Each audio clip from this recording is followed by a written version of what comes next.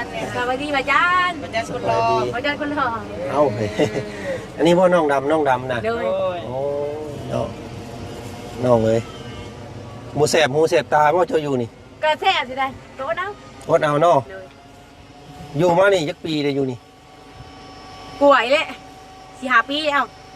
แต่ก่อนเจ้าไปอยู่ไสแต่ก่อน แต่ก่อนเคยได้น้อยบ่แต่ยังน้อยบ่พอ โดย แต่ยังน้อยก็ยืนกับพ่อเฒ่าตายแล้วก็มาอยู่น้ำป้ากับลุง อ๋อ พ่อแย่ครับพ่อแย่ให้เลขข้างกัน โอ้พ่อแม่แยกทางกันมาอยู่ในมะพร้าวบ้านนี่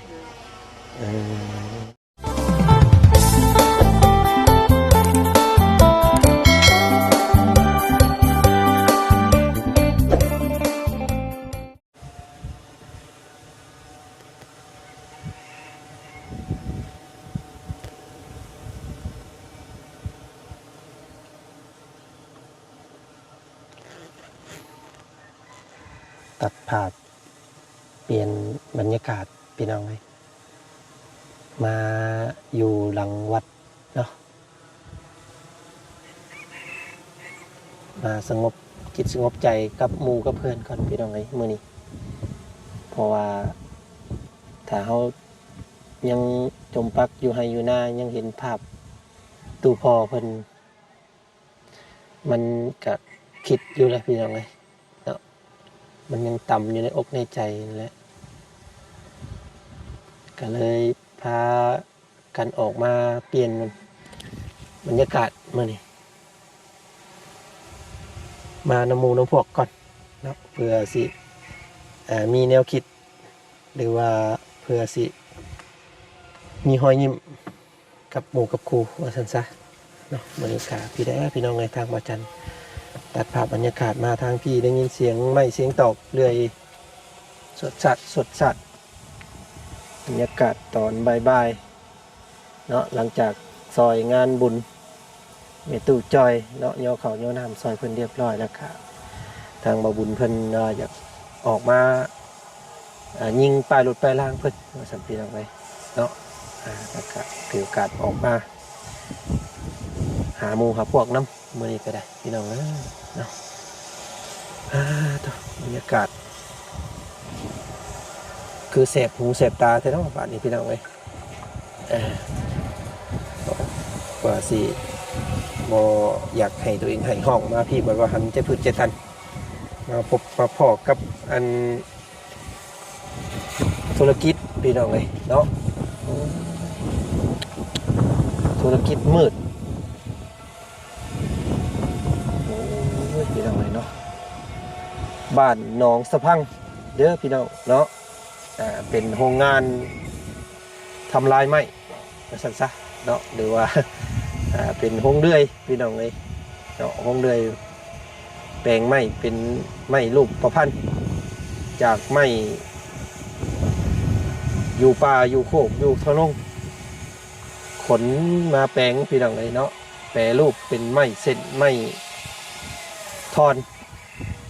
ของจุคู่เจียงเข่งพี่น้องเลยนี่โธ่เนาะอันนี้ก็เตรียมจะนำส่งตัวนี้พี่น้องเลยเนาะไม้โคโลเคเลเนาะก็ถือว่าเป็นเงินเป็นคำวัดพี่น้องเลยเนาะเศษไม้เศษตอกตัวที่ว่ามันเล็กกิ๊กก๊อกก็เปลี่ยนเป็นทานจุกแสบหูแสบตาพี่น้องเลย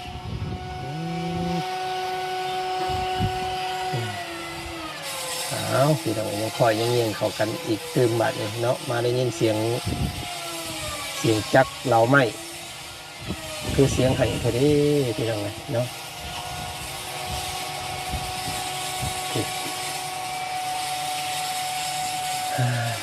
อีกหัวใจคือเก่าเนาะก่อนอื่นก่อนสีเขาครับขอบนเขาส้มคลิปนี้พี่น้องทางเราจัน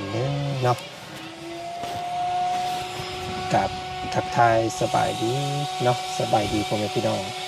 สบายดีเมื่อเพื่อนกันเมื่อสู่ขู่สุขคนเด้อเนาะเจอกันครับบ่าวจันอีกคือเก่าพี่น้องเลย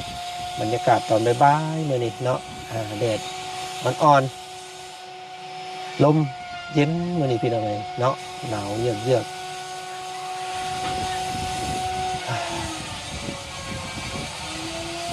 มื้อนี้ทางบ่บุญเพิ่นได้สักส่วนออกมาเป็นบรรยากาศเนาะมาหาหมู่หาพวกเพื่อสิมีแนวคิดแนวหาที่นี่ได้สักคนว่าพี่น้องเอ้ยเนาะผู้ไปก็ได้ไปเด้ผู้อยู่ก็ต้องอยู่ให้ได้แล้วก็สู้ให้พ่อสู้ให้พบให้พ่อสิ่งที่ดีๆในภายภาคหน้าว่าสันพี่น้องเอ้ยเนาะครับขอบคุณเด้อเนาะ FC ผู้ใหญ่ใจดีทุกท่านที่ให้กำลังให้ใจพี่น้องเอ้ยเนาะส่งมาปลอบอกปลอบใจทางบ่จันด้นลามเนาะทางบ่จันก็บ่มีหยังตอบแทนเด้อมีแต่คำเว้าคำจาคำขอบคุณขอบใจนี่แหละพี่น้องเอ้ยเนาะผู้ใหญ่ใจดีทุกคนเนาะที่ให้กำลังแห่งใจบ่จันก็สาธุเนาะขอขอบใจหลายๆทางบ่จันก็บ่มีหยังจะตอบบุญแทนคุณพี่น้องเอ้ยเนาะมีแต่คำเว้าคำจาแล้วก็คิดนี่แหละพี่น้องเอ้ยเนาะสิหาทำบุญสุดสวยผู้ที่ยังรอโอกาสหรือว่าผู้ที่ไม่มีโอกาสเนาะพี่น้องเนาะก็16พ่ออย่างแน่ก็เดี๋ยวติดตามกับพวกเราเด้อพี่น้องในทางบ่าวจันอยู่ในช่องของเจจันเนาะมื้อนี้ก็เป็นบรรยากาศพี่น้องเอ้ยพี่เป็นโรงงานไม้เนาะหรือว่า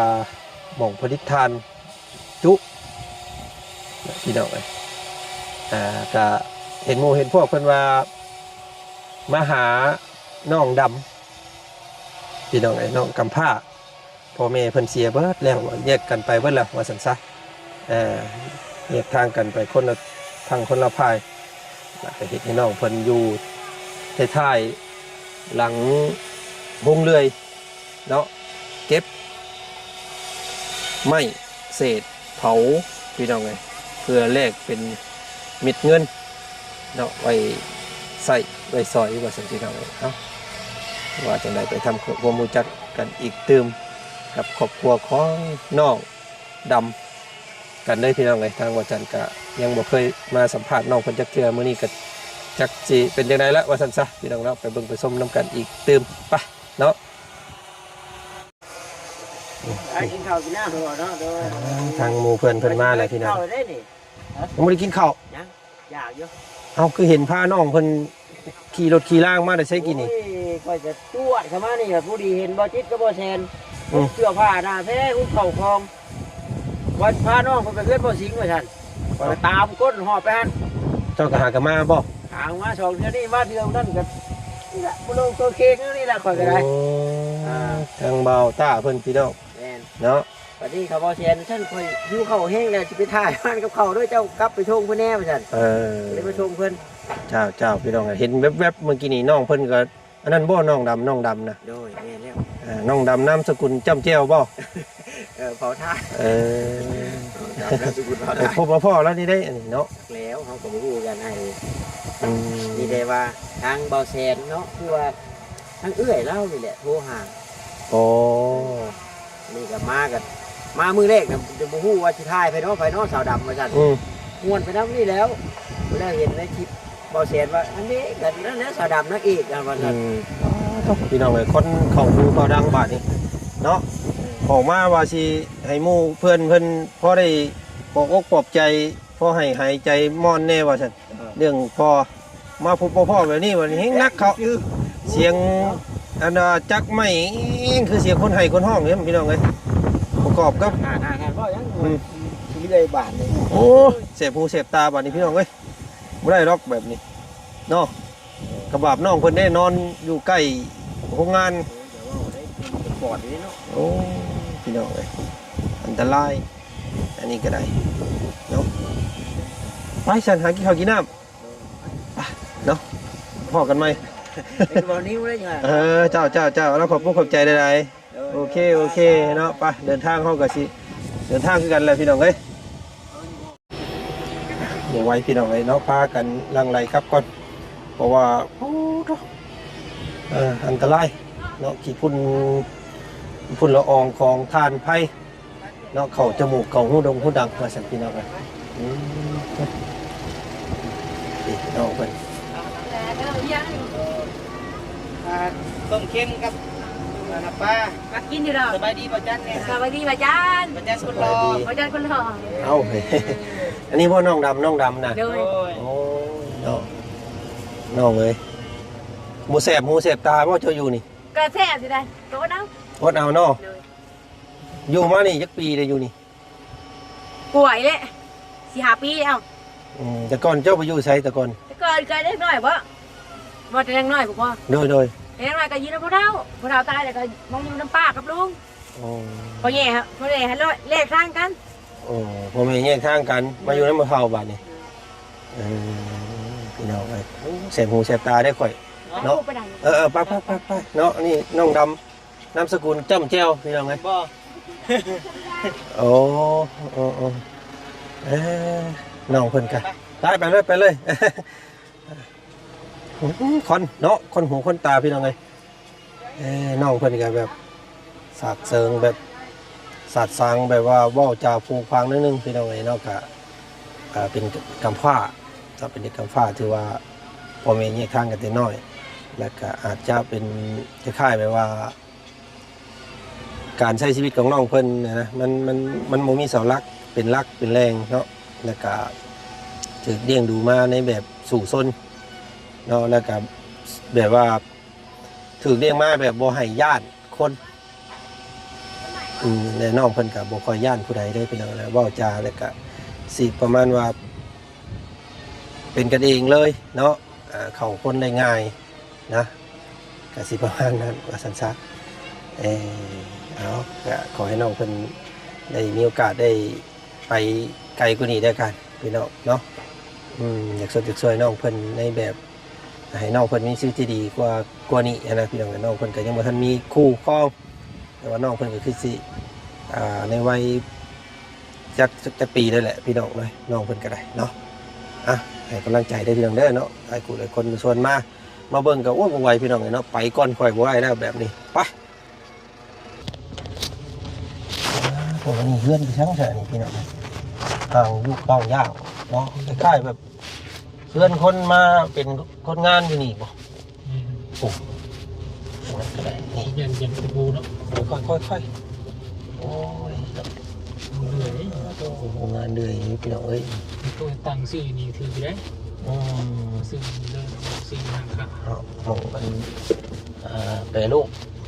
ไม้พี่น้องไงบริษัทหมูได้เมืองไซบุรีเลยพี่น้องเนาะบ้านหนองสะพังเนาะบ้านของไอ้มูหรือว่าน้องวิ่งค่ำตะกี้พี่น้องไงมากะมันหลายคนเนาะพี่น้องทางบริการก็ขอไฟบริสัมภาษณ์น้องคนหลายเพราะว่าแต่ละหมู่แต่ละคนก็คือ13น้องเพิ่นไปเบิดแล้วเนาะที่ไปที่มาก็มาเปลี่ยนบรรยากาศมานี่ก็ได้มาบัดเฮงหายใจพึกใจตันเขาอยู่แล้วเพราะว่าเนาะควันไฟเนาะมันกินมันใหม่ เปิดไอ้ลงจากรถเมื่อกี้เนาะ มันสัมผัสได้ว่าป้านอนกลางคืนนี่ทีเดียวอันนี้นะพี่น้องเนาะ ตีต้นเนาะ นอนอยู่อันเนาะ คนมีทางกัน อยู่น้ำพุเฒ่าแล้วก็มีเลือดอยู่ใกล้โรงงานเรื่อยคำมืดตื่นตามากก็นอนอยู่หันกินอยู่หันแล้วก็เก็บเศษไม้มาเผาดีกว่าทิ้งซื้อแล้วก็มาแปรรูปเป็นถ่านหนังไฟเนาะพอได้ใส่ใจประจำวันซื้อข้าวซื้อน้ำกินเนาะก็ถือว่าพื้นฐานของเราเพิ่นน่าสงสารเนาะก็น้องเป็นผู้หญิงนะพี่น้องจักสีโดนจักสียังแน่แต่ละมือนะว่าอยู่ผู้เดียวบ่เพื่อนหลังนะอันตรายเลยพี่น้องน้องผู้หญิงสักแล้วขอให้รับนี้จะดีมองเห็นการใช้ชีวิตหรือว่ามอบความเป็นอยู่ที่ดีให้น้องเป็นในการพี่น้องเราผ่านทางช่องใดก็ได้วันนี้จะมีทางหลายคนมือเนาะเขตของทางงานบ่าวแสนบ้านเฮาเราก็ขอน้องเพิ่นว่าต้องขอจนแหบเส้นทางนี้ก็เส้นทาง เดิมพี่น้องที่เฮาเคยมาหาสู่เนาะเพราะว่าสิเป็นเคสของพ่อน้องอึ่งเนาะตอนนี้เพิ่นก็โอ้เสด็จแต่ขาดกันเบิดแล้วครอบครัวเพิ่นก็แยกย้ายกันไปลูกเต้าเพิ่นก็ใหญ่ไปแล้วพี่น้องเนาะก็เอ้าพวกเฮาก็บ่ขอเข้าไปยุ่งไปเกี่ยวกับครอบครัวเพิ่นด้วยกันเนาะเฮาดึงขึ้นมาจากอุผิวได้สำนั้นได้พี่น้องเอ้ยส่วนเพิ่นสิเป็นจังไดก็ขึ้นอยู่กับโชคชะตาหรือว่าการเป็นอยู่ของพวกเพิ่นเองด้วยกันเนาะเอาจะบ่ขอเข้าเบิ่งแล้วกันพี่น้องเอ้ย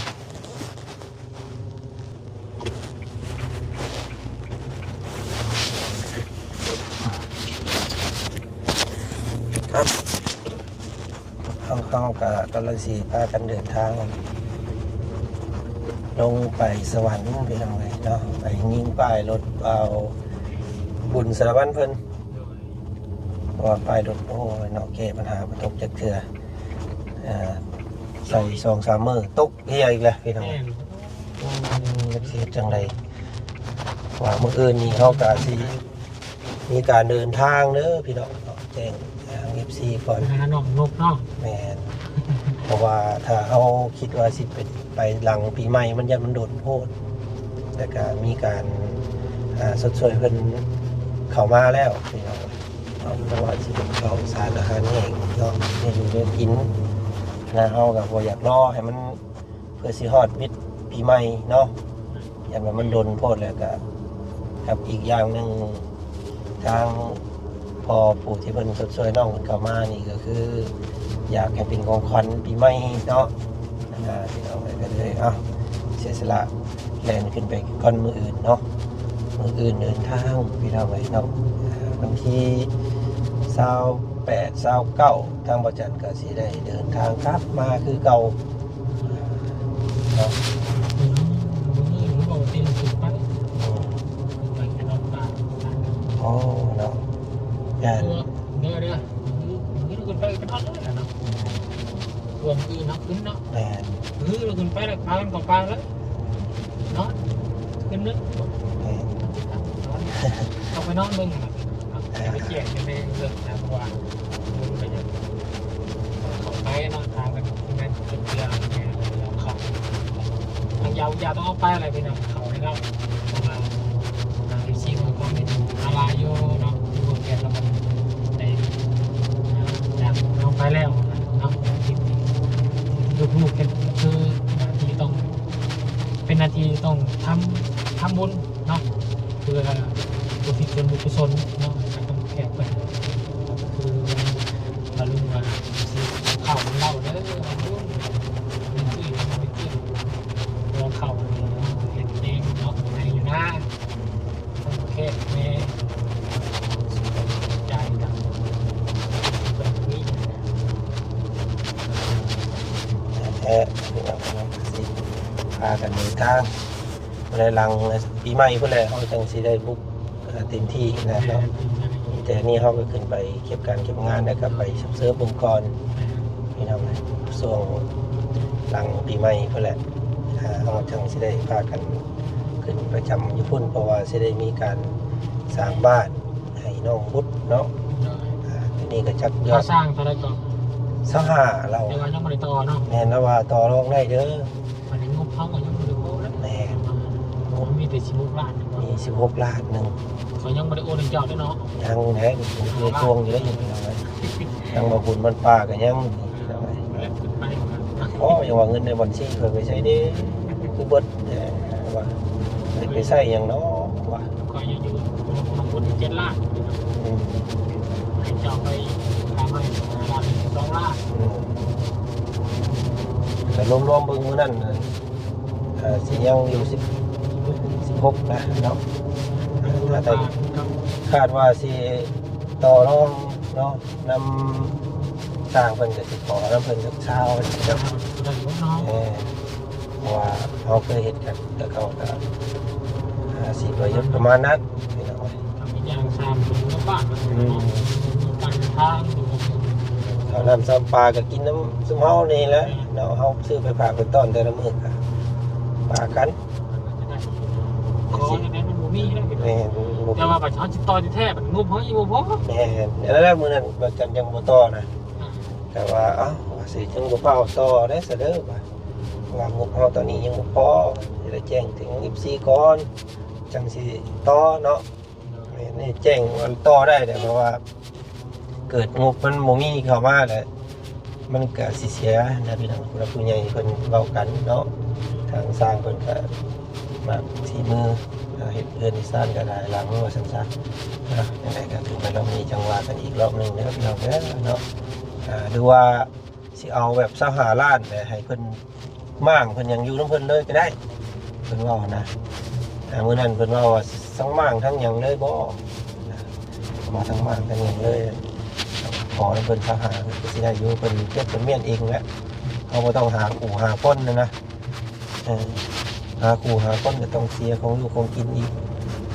อันนี้ทางเพิ่นมั่างเองเนาะเองถอนเองคือสิได้อยู่แต่เพิ่นก็ว่ากันง่ายอยู่เนาะสั่นจ้ะประมาณนั้นเด้อสักพี่น้องเนาะทางคลิปนี้ทางบ่จันก็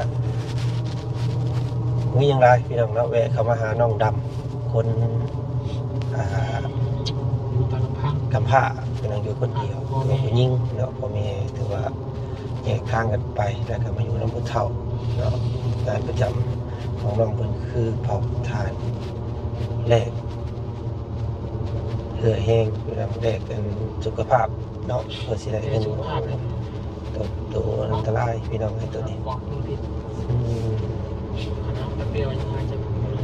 เอาไปสัตว์พี่น้องขอตัวลำลาก่อนเนาะคลิปนี้สบายดีสวัสดี